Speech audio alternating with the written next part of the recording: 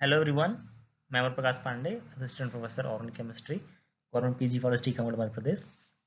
मैंने NET JRF exam chemical science में 3 बार क्वालिफाई किया है and GATE exam all India 35 rank के साथ क्वालिफाई किया है। और एमपीपीएससी असिस्टेंट प्रोफेसर एग्जाम में मेरा रैंक 2 था। और करेंटली मैं रिसर्च स्कॉलर हूँ आईआईटी रुड़की में, और साथ में मैं असिस्टेंट प्रोफेसर ऑर्गेनिक केमिस्ट्री का गवर्नमेंट पीजी कॉलेज टीकमगढ़ में। ठीक है, तो आज हम लोग बात करने वाले हैं एमपी सेट एग्जाम के बारे में। तो जैसा कि आप सभी को पता है कि एमपी सेट 2024 का जो नोटिफिकेशन है एमपीपीएससी ने जारी कर दिया है। तो आज हम जानने वाले हैं कि एमपी सेट एग्ज़ाम है क्या और किस प्रकार से ये होने वाला है।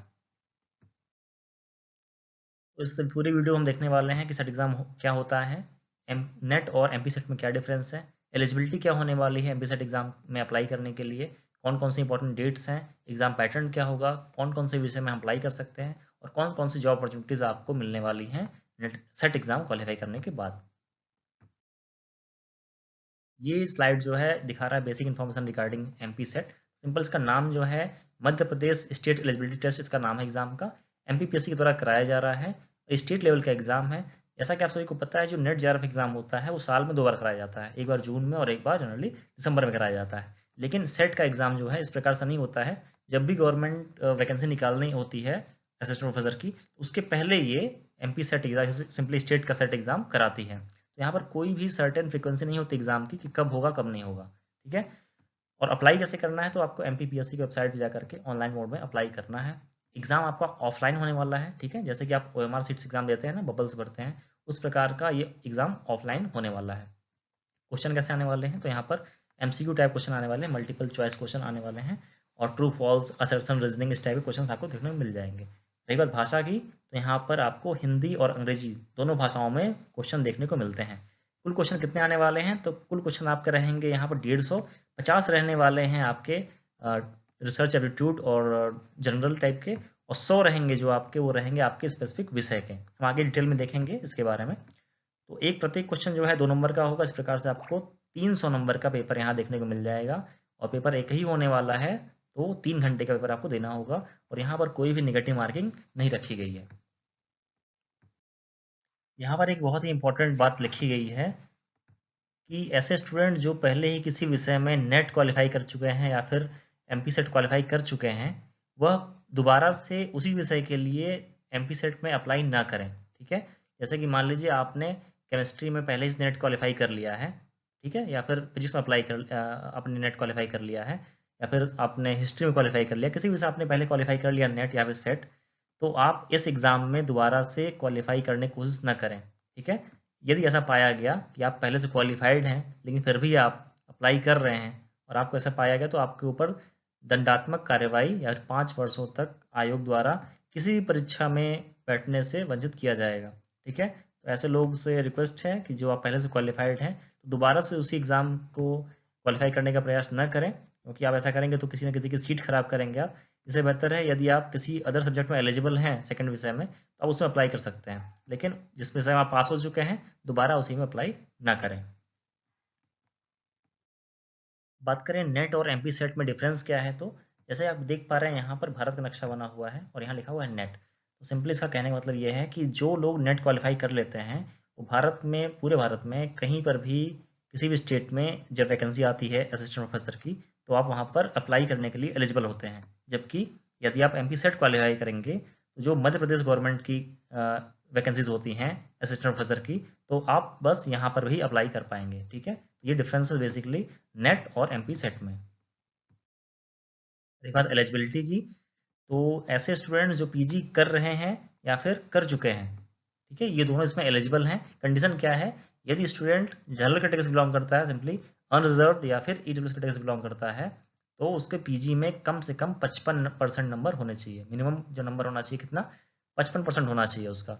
यदि स्टूडेंट ओबीसी, एससी, एसटी या फिर दिव्यांगजन है, तो उसको 50% नंबर एटलीस्ट होने चाहिए उसके पीजी में। ठीक है, और पीजी फाइनल ईयर के स्टूडेंट जो हैं करंटली पढ़ाई कर रहे हैं अपनी 3rd सेम या फिर 4th सेम में, वो एग्ज़ाम के लिए एलिजिबल हैं इस एग्ज़ाम के लिए, और वो भी इस एग्ज़ाम में अप्लाई कर सकते हैं।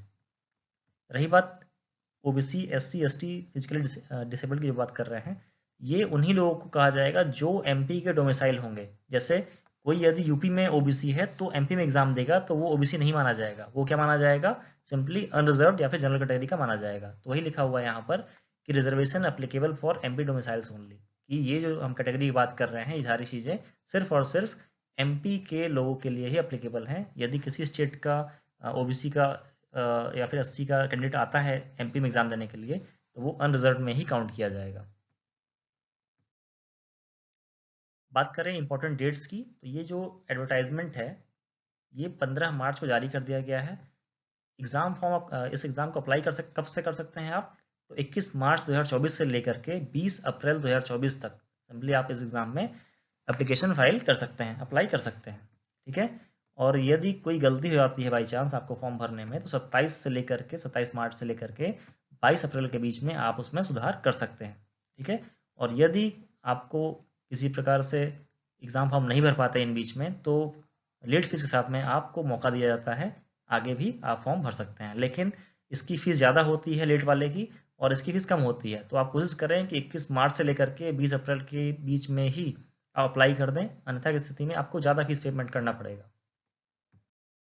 बात करें एग्ज़ाम फीस की तो देख पा रहे हैं जो एमपी के मूल निवासी हैं, सिंपली यहाँ के एससी, एसटी और ओबीसी, ईडब्ल्यूएस और दिव्यांगजन की बात करें तो इन लोगों के लिए जो निर्धारित की गई है परीक्षा शुल्क वो 250 रुपये फीस प्लस 40 रुपये पोर्टल फीस, मतलब 290 रुपये निर्धारित किया गया है। इसके अलावा एमपी के सभी जनरल कैंडिडेट्स और साथ में अन्य प्रदेशों से अप्लाई करने वाले जो कैंडिडेट्स हैं उन सभी के लिए 500 रुपये प्लस 40 रुपये पोर्टल शुल्क, मतलब जनरल कैटेगरीज के लिए 540 रुपये और जो कैटेगरी वाले हैं एससी, एसटी, ओबीसी, ईडब्ल्यूएस और दिव्यांगजन हैं उन सभी के लिए 290 रुपये का फीस रखा गया है।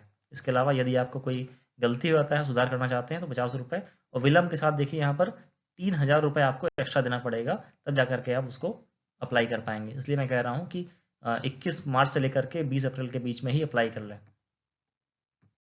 बात करें इंपॉर्टेंट पॉइंट्स की तो जो 2024 का एग्ज़ाम होने वाला है एमपी सेट का वो ऑफलाइन होगा और ओएमआर के माध्यम से होगा। यहाँ पर आप आंसर टिक करने के लिए कोले बनाते हैं, बबल्स बनाते हैं ना, उस टाइप के उस पद्धति से एग्ज़ाम ये होने वाला है।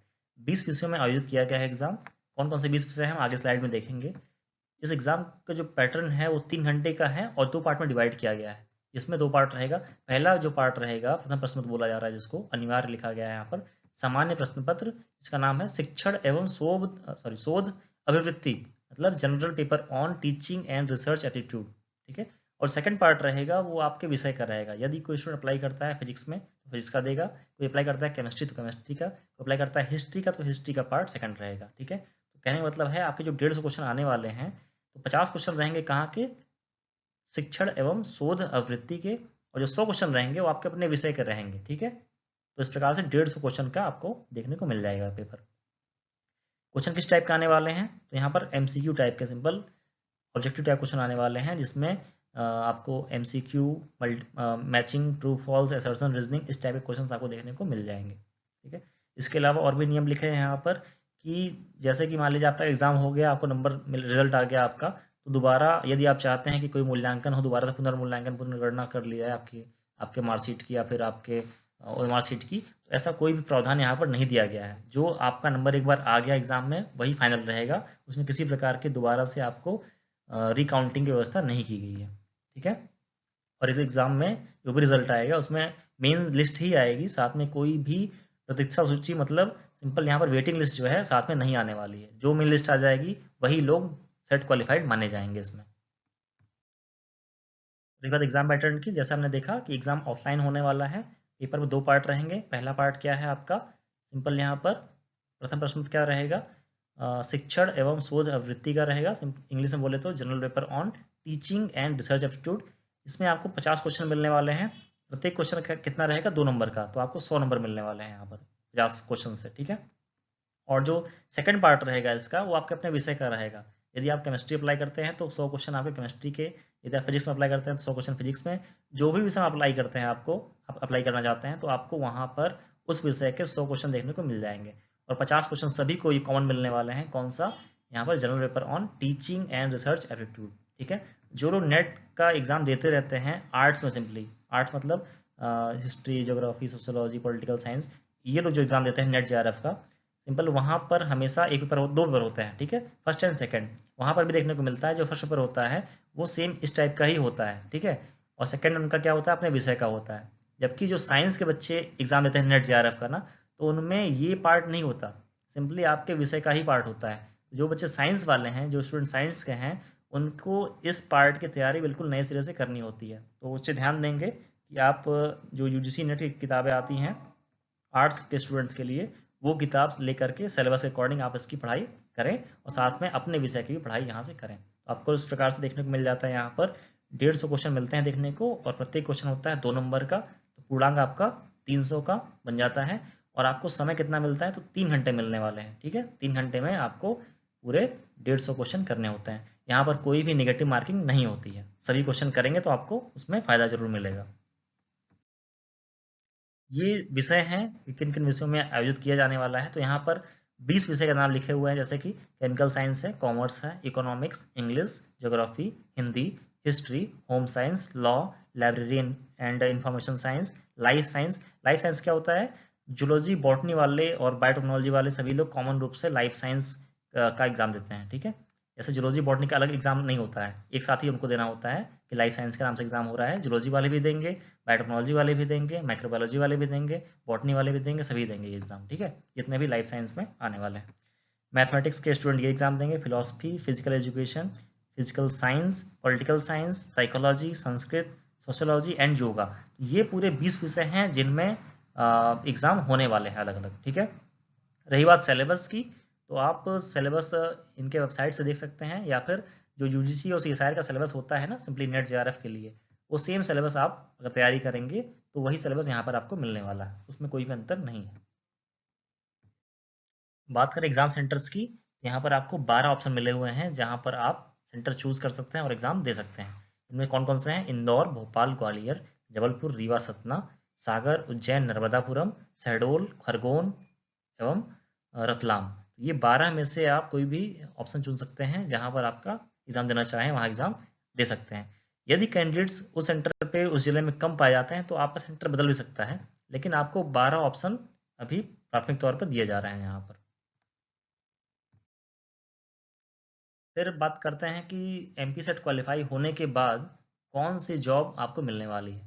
तो जैसे कि मैंने पहले बताया था, नेट और सेट में क्या अंतर है। नेट जब क्वालिफाई करते हैं आप, तो पूरे भारत में जो भी एग्जाम होता है असिस्टेंट प्रोफेसर का, तो आप उसके लिए एलिजिबल रहते हैं।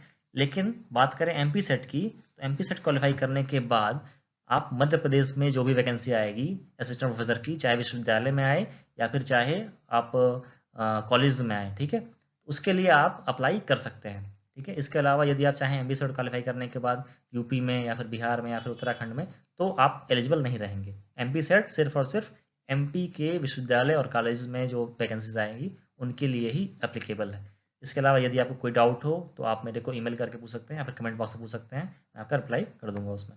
Thank you everyone, good luck. सभी लोग समय पर फॉर्म भर दें ताकि आपको लेट फीस ना जमा करना पड़े। और यदि कोई भी डाउट हो तो जो इसकी ओरिजिनल एडवर्टाइजमेंट है, ठीक है, उसको एक बार देख लें, दोबारा सही से पढ़ लें, एलिजिबल हैं या नहीं है, कौन से विषय आपका होने वाला है, ये सारी जानकारी देखने के बाद ही फॉर्म को अप्लाई करें। Thank you, good luck.